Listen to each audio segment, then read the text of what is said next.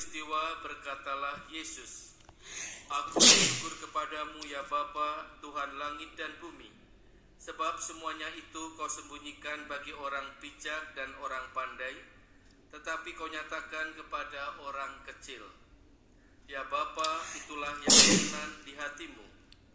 Semua telah diserahkan oleh Bapakku kepadaku, dan tidak seorang pun mengenal anak selain Bapa, dan tidak seorang pun mengenal Bapa selain anak, serta orang-orang yang kepadanya anak berkenan menyatakannya." Demikianlah sabda Tuhan. Terpujilah Kristus.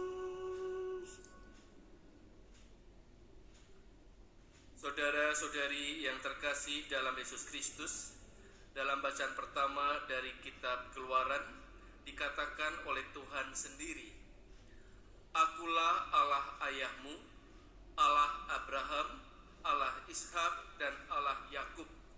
Yang kemudian Yakub juga mempunyai anak Yusuf, yang akhirnya dijual oleh saudara-saudaranya ke Mesir. Itu sebuah sejarah yang sangat indah, bahwa Allah menyertai keluarga besar Abraham, Ishak, Yakub, Yusuf, dan akhirnya sampai ke Nabi Musa. Nabi Musa adalah nabi utusan Allah yang dipanggil dan diutus untuk membawa banyak orang-orang Israel keluar dari tanah Mesir. Tentu ini bukan pekerjaan yang mudah, membawa ribuan orang-orang Israel untuk sampai dari Mesir menuju ke tanah terjanji. Tetapi yang menarik adalah Musa percaya akan Allah. Di dalam situasi apapun, Musa percaya akan segala rencana dan karya-karya Allah. Percaya dan pasrah sepenuhnya kepada Allah. Ketika merenungkan peristiwa ini, ketika saya membuat renungan ini, tiba-tiba saya ingat akan sebuah peristiwa ketika saya mendampingi para frater di Seminari Tinggi Fermentum. Ada seorang frater yang bagi saya, frater ini orang yang baik, kepribadiannya bagus, hidup rohaninya bagus, sempurna dalam perjalanan formatio di Seminari Tinggi Fermentum. Tetapi tiba-tiba malam itu si frater mengatakan kepada saya, "Pastor, saya ingin keluar." Saya tanya, "Kenapa keluar?" Bapak ibunya sudah sakit selama 1 bulan. Keluarga ini keluarga berdagang. Kita tahu bahwa ketika sakit tidak bisa mencukupi kebutuhan sehari-hari. Dia mempunyai 2 adik. Si frater ini karena baik, maka dia mengorbankan panggilannya untuk keluarganya.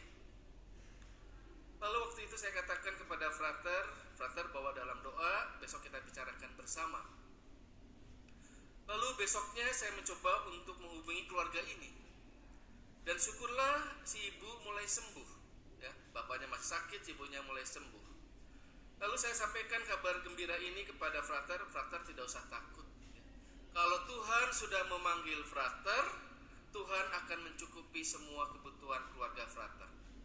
Jangan takut. Frater percaya saja kepada rencana Tuhan, frater konsentrasi dengan panggilan, Tuhan akan mengerjakan apa yang terbaik untuk keluarga frater.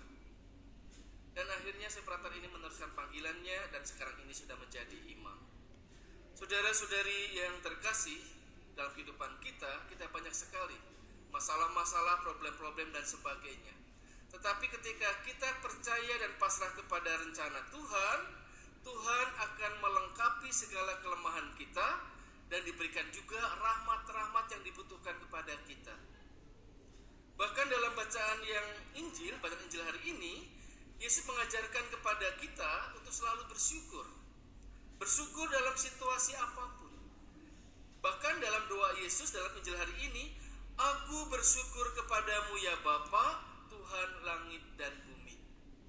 Bagaimana Yesus secara pribadi mengenal Bapanya di surga.